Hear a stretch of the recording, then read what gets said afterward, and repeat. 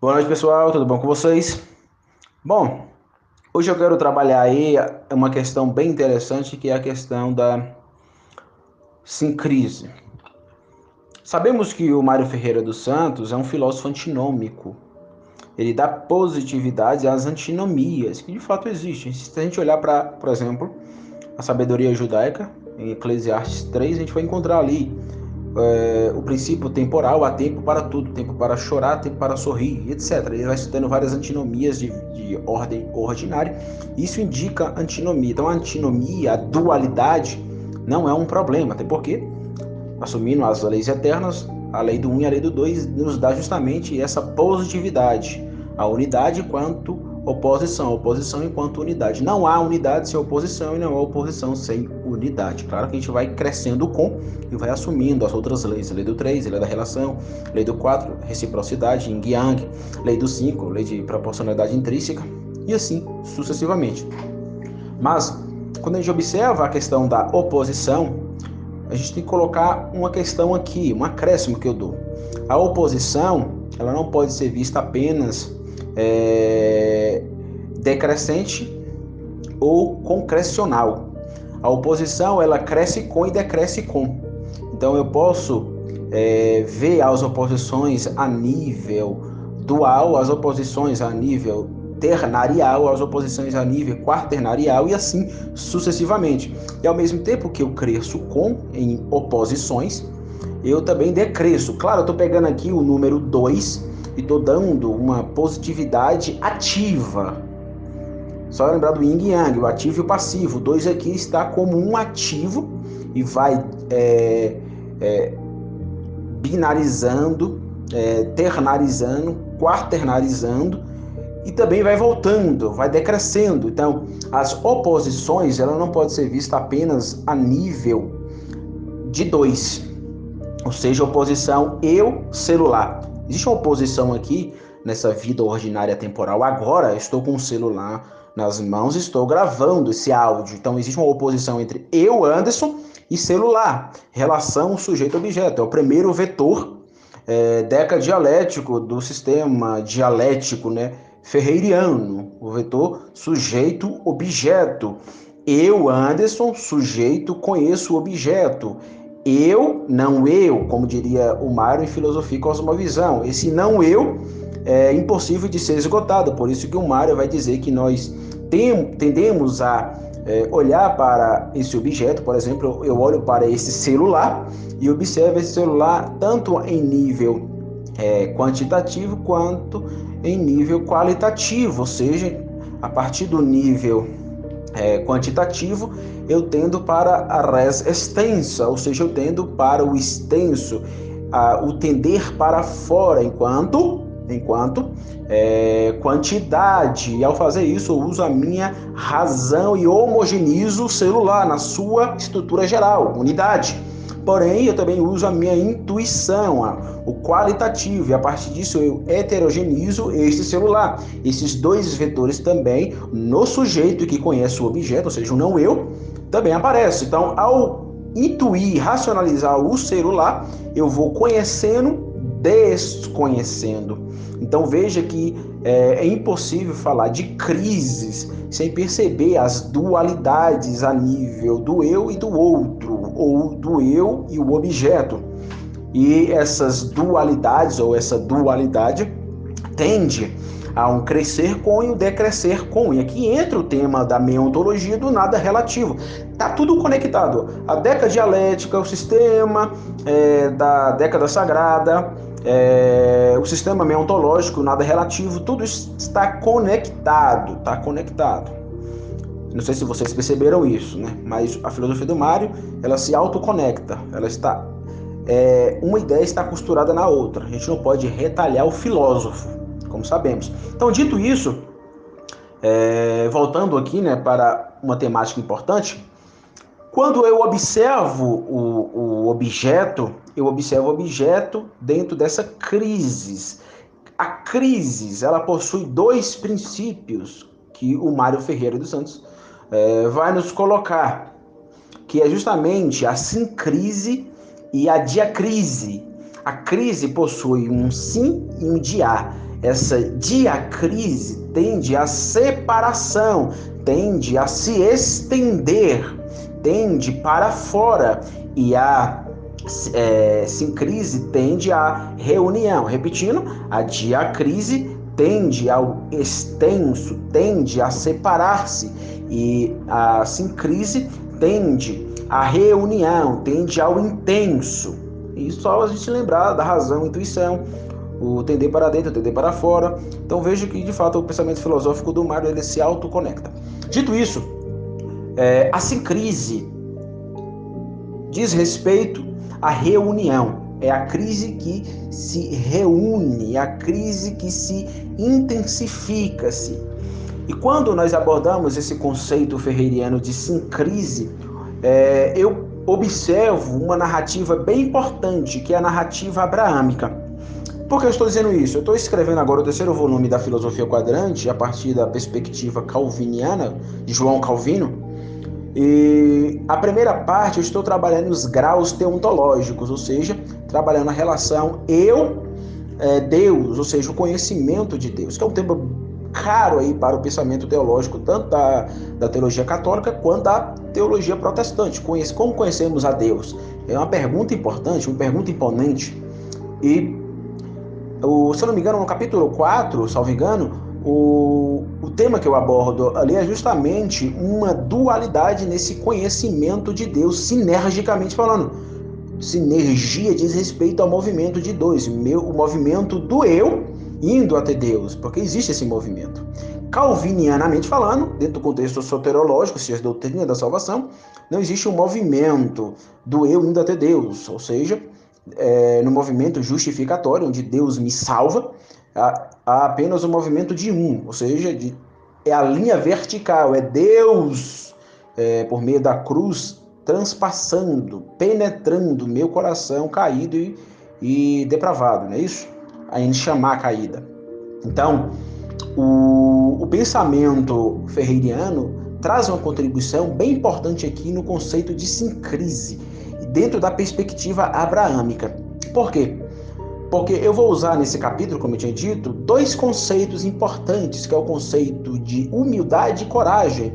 É impossível uma sinergia, ou seja, um movimento do meu eu quadrantemente dentro de uma linha vertical de baixo para cima, sem humildade e coragem. Então, a humildade e a coragem é a crise, sincrise, vamos dizer assim, que deve pairar de modo afirmacional, o acatafático, não o apofático, em relação ao movimento do meu eu indo até Deus. Então, quando vou até Deus, vou nesse movimento acatafático, afirmativo, do sim, em 2 questões antinômicas, que é a questão da humildade e a questão da coragem. Eu preciso de humildade e de coragem para ir até Deus. Claro, eu não posso terecionar Deus, o Deus Pai, um primordial. Só falamos de Deus a partir da sua revelação em Cristo Jesus. Isso sabemos. Então, Deus é impossível de ser conhecido, Deus é incognoscível, Deus Pai. Porém, ele não ficou preso, ele se tornou carne no Filho. Ele se tornou carne, imagem, imagética no Filho. Por isso, trabalhar o conhecimento de Deus sem as imagens, em especial a imagem do Filho, é impossível. Necessitamos da imaginação, dirá São Tomás de Aquino, para falarmos de Deus. Ou seja, o intelecto necessita da imagem para inteligir o Pai. Veja, eu não tenho acesso ao Pai em si, mas eu tenho acesso à revelação do Pai no Filho. E Jesus mesmo disse, se olha para mim, olha para o Pai. Então, ele diz, eu sou o que sou, como o Pai é o que é.